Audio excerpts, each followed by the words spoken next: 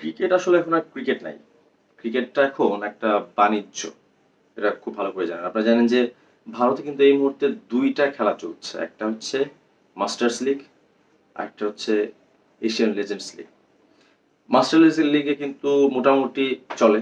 ICC এবং হচ্ছে BCCI যেহেতু ভারতের খেলা অ্যাপ্রুভাল নিয়েই খেলছে।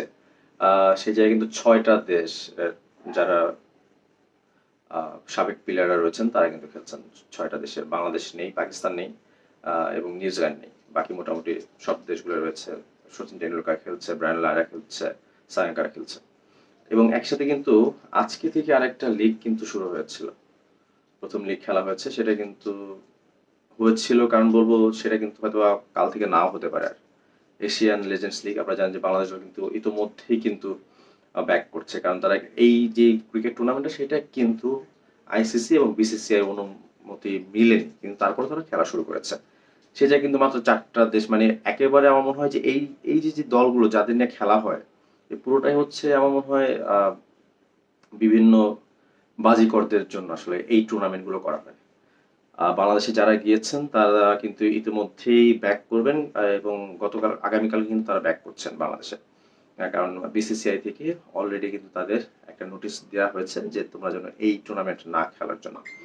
তো এই যে এই টুর্নামেন্ট গুলো চলে পুরো বিশ্বে এটা আসলে কি হয় ক্রিকেটের যে মান না সেটা দিন দিন ধ্বংস করছে। আমার কাছে বর্তমানে মনে হয় যে এই যে ফ্রাঞ্চাইজি ক্রিকেট গুলো আপনার আরব আমিরাতে কেন ফ্রাঞ্চাইজি ক্রিকেট হতে হবে? তাদের নিজস্ব কোনো ক্রিকেটার নাই। পুরো ভাড়া করে খেলা এখান থেকে আনে এখান থেকে এখান থেকে এখান থেকে কানাডায় খেলে কেন? তাদের নিজস্ব ক্রিকেটার অন্ততপক্ষে প্রত্যেকটা দলে যে কটা দল নিয়ে খেলা শুরু হয় আমার মানে অন্ততপক্ষে ৭ জন করে ক্রিকেটার থাকা এটা মাস্ট এবং এটা করা উচিত।